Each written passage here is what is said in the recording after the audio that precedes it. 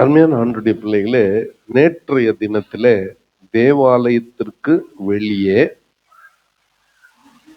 வெளிச்சுவர், compound wall,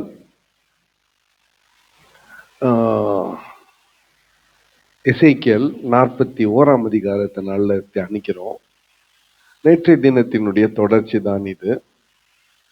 நேற்றைய தினத்திலே அந்த காம்பவுண்ட் வால், சுற்றி இருக்கிற மதில் சுவர் கிழக்கு திசையிலே எப்படி இருந்தது, தெற்கு திசையில எப்படி இருந்தது, மேற்கு திசையில எப்படி இருந்தது, வடக்கு திசையில எப்படி இருந்தது, வெளிப்பிரகாரத்தில் அறைகள் எப்படி இருந்தது, வெளிப்பிரகாரத்தில் இருக்கக்கூடிய மற்ற அமைப்புகள் எப்படி இருந்தது என்று சொல்லி நேற்றைய தினத்துல தீர்க்கதரிசிக்கு கர்த்தர் காட்டுகிறதை நாம் பார்க்கிறோம்.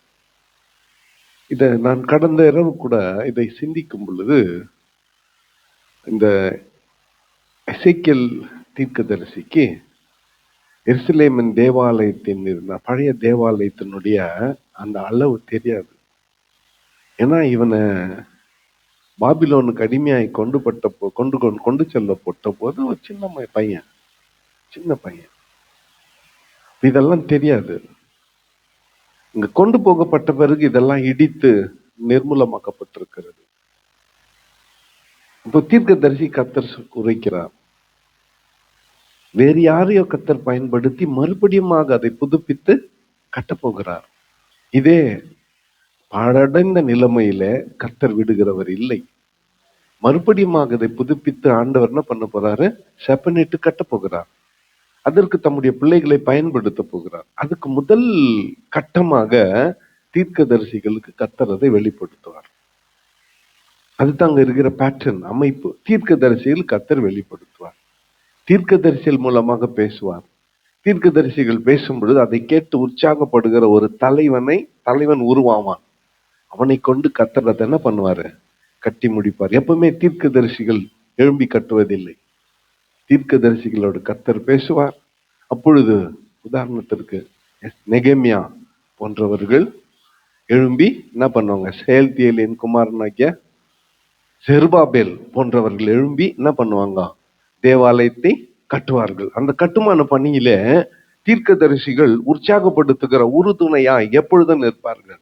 ஆனா கட்டுகிற வேலையை வேறொருவனை வைத்து கர்த்தர் என்ன பண்ணுவாரு? இந்த ஆலயத்தை கட்டி முடிப்பார். இப்போ தீர்க்கதரிசிக்கு வெளிய அவுட்டர் வால காமிச்சிட்டாரு. இன்னைக்கு இந்த பகுதியில பார்த்தா ஆண்டவர் உள்ள இருக்கக்கூடிய அமைப்பை அவனுக்கு காட்டுகிறதை நாம் பார்க்கிறோம்.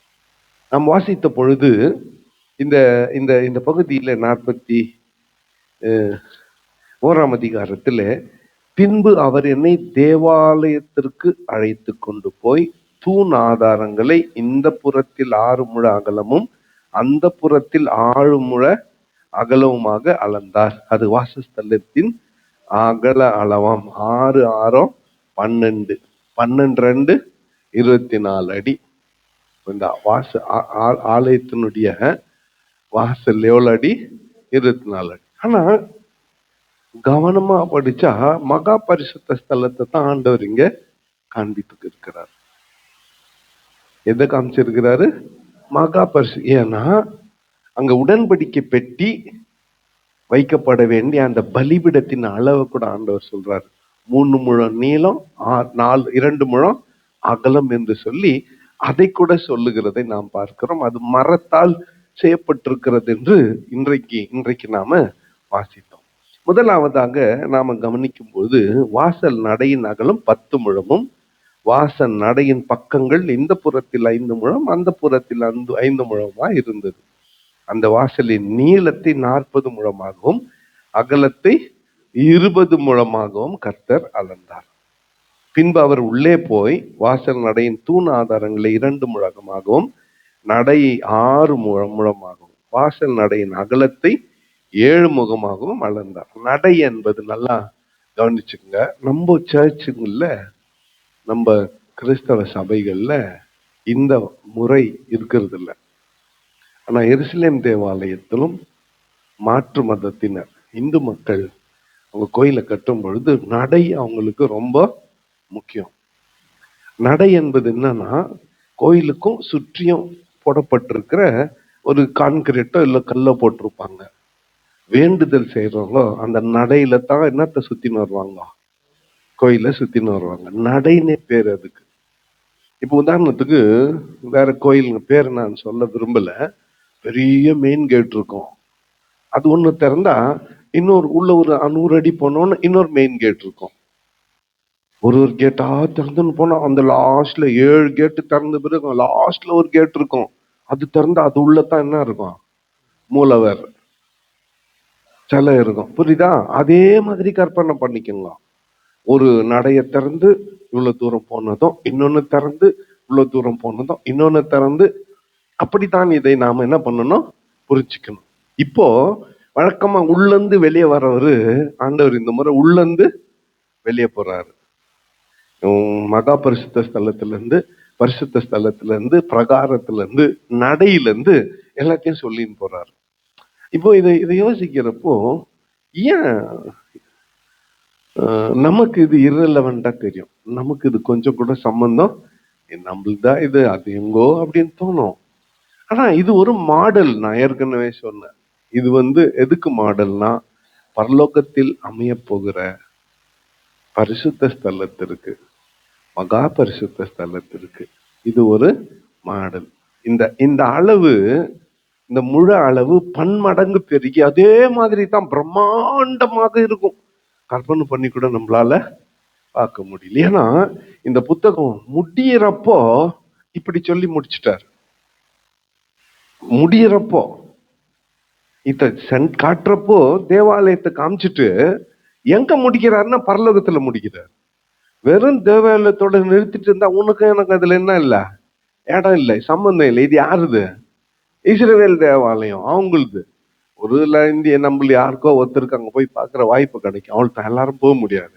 ஆனா இதை எங்க போய் முடியுது? பரலோகத்துல போய் முடியுதுன்றப்போ உனக்கு எனக்கு எல்லாருக்கும் அங்க இடம் கிடைக்கும். நம்ம எல்லாருக்கும் இதுல என்ன இருக்கிறது? பங்கு இருக்கிறது. அடுத்து 4ஆம் வசனத்தை வாசிக்கலாம்.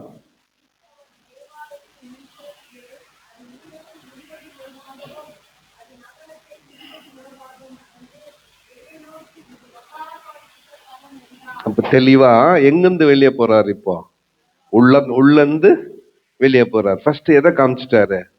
மகா பரிசுத்த தேவாலயத்தின் முற்புறத்திலே அதன் நீளத்தை 20 முழமாகவும் அதன் அகலத்தை 20 முழமாகவும் அளந்து என்னை நோக்கி, இது என்ன மகா பரிசுத்த ஸ்தலம்னு. எவ்வளவு ஆச்சரியமா இருக்கிறது. தேவாதி தேவன் அப்படியே இதை சொல்லி நடத்தின்னு போயிட்டு இருக்கலாம். ஆனா தீர்க்கதரிசி ஆகிய எசேக்கியேலுக்கு இந்த விவரங்களை ஆண்டவர் காட்டுகிறார். அல்லேலூயா, ஒரு அல்லேலூயா சொல்லுங்க. அடுத்து ஆலயத்தின் சுவரை காட்டுகிறார். ஆலயத்தினுடைய சுவர் எப்படி செய்யப்பட்டிருக்கிறது என்று காட்டுகிறார். 8ஆம் வசனத்துக்கு வரும்போது, மாளிகைக்கு சுற்றிலும் இருந்த உயரத்தை பார்த்தேன். சுற்றுக்கட்டுகளின் அஸ்திபாரங்கள் 6 பெரிய முழங்கொண்ட ஒரு முழக்கோலின் உயரமாய் இருந்தது. பாருங்கள், 6 முழம் கொண்டதை ஒரு முழக்கோலா மாத்துறாரு. ஒரு குச்சி 12 அடி கோலு.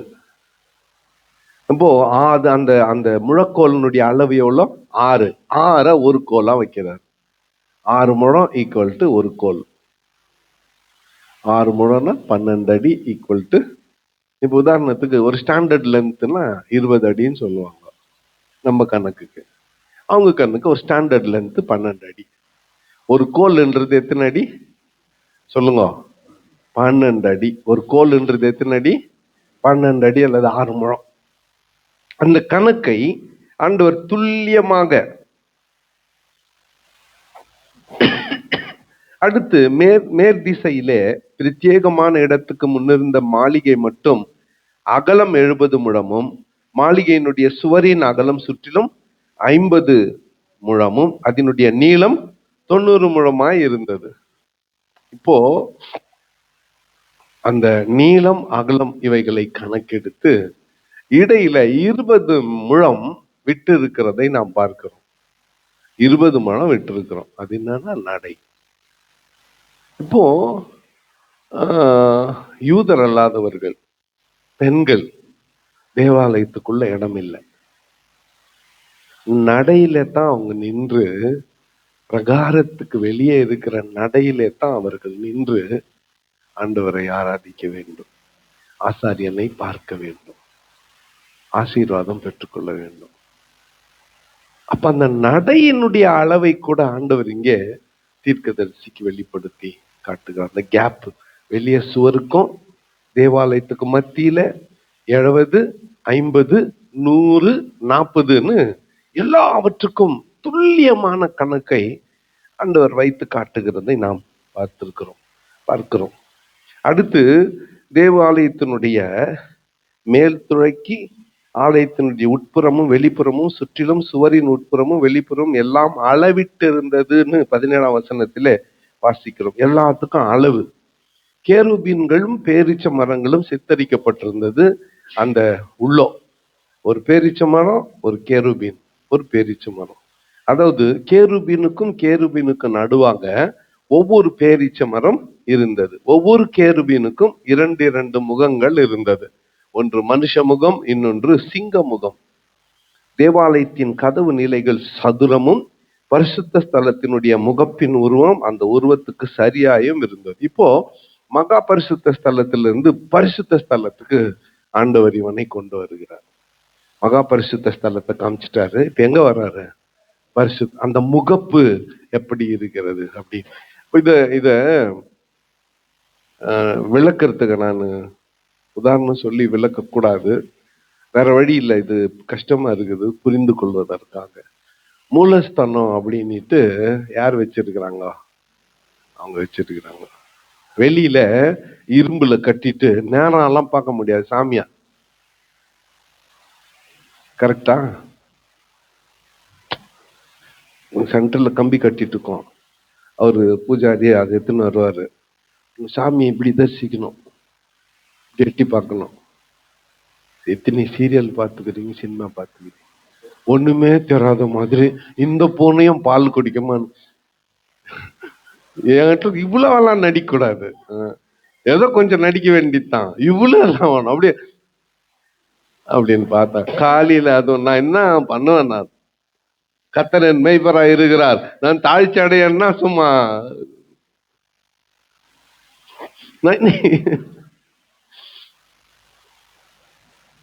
அந்த அதை அப்படியே கற்பனை பண்ணி பாருங்களேன். அப்படித்தான் இது பிரகாரம்னா இதோ அங்க இருக்கிறாரு அப்படி.